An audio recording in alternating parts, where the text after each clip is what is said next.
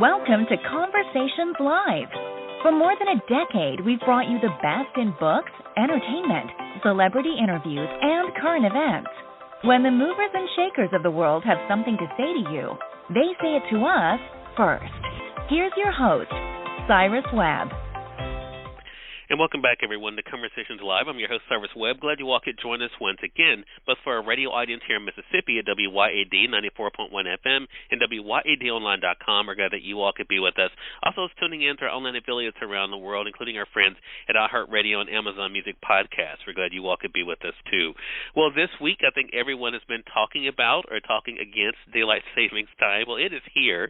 And for many people, it's a reminder, unfortunately, about the correlation between our sleep or lack thereof and our lives, whether we're living a healthy life or not. In fact, most Americans are not getting the sleep they need to live their healthiest life, and a new poll from the National Sleep Foundation shows a direct relationship between our daily routines and our sleep quality. Here to kind of dive into the numbers and the information for us, we're excited to welcome to our program today John Lopos. He's the CEO of the National Sleep Foundation. John, thank you so much again for the time. Really appreciate it. Yeah, thanks, Cyrus. I think that you touched on a really important point first, and that's the connection between our sleep and our health and our well-being. And the evidence is pretty strong that when we're not getting the sleep, enough of the quality sleep that we need, it can lead to negative health outcomes like high blood pressure or other cardiovascular events, a reduced immune function, even diabetes and management of our blood sugars, and mental health like depression. So the evidence is strong, and there's a clear connection between getting the sleep we need and our health. And John, I have to say, when I was prepping for your segment, I went to the website, and we're going to be reminding our audience of that website.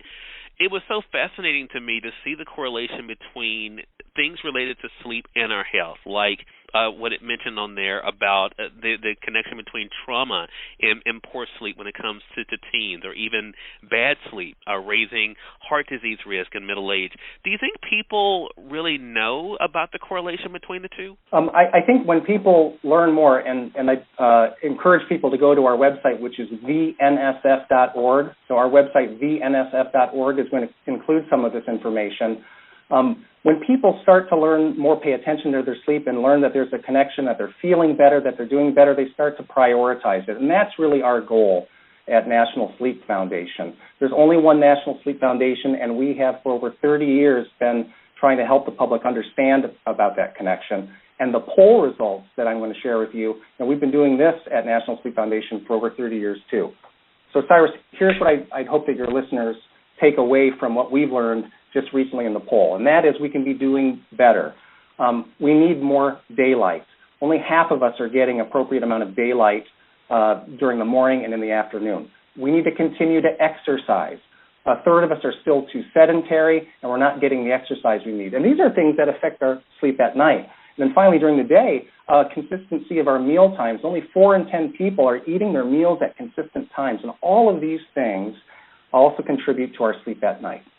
Another important thing, Cyrus, that we heard or we saw in the results of the Sleep in America poll this year is that up to 60%, close to 60% of us are still using our screens when we should be preparing for sleep. Sleep and screens don't. Wow.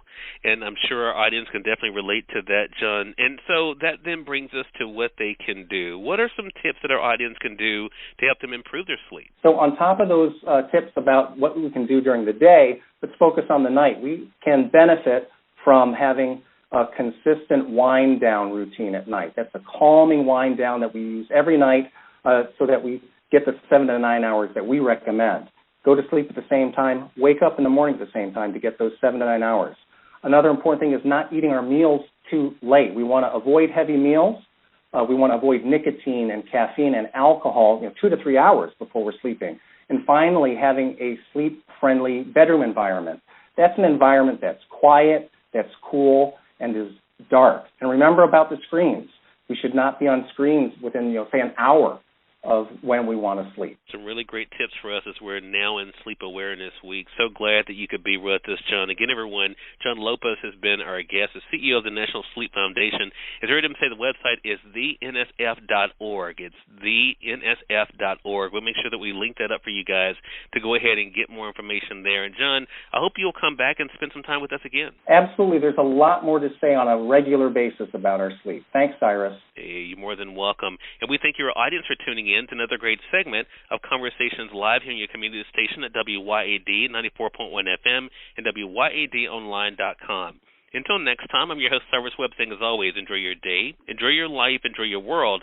Thank you all for choosing Conversations Live. Now let's go make today amazing. Take care.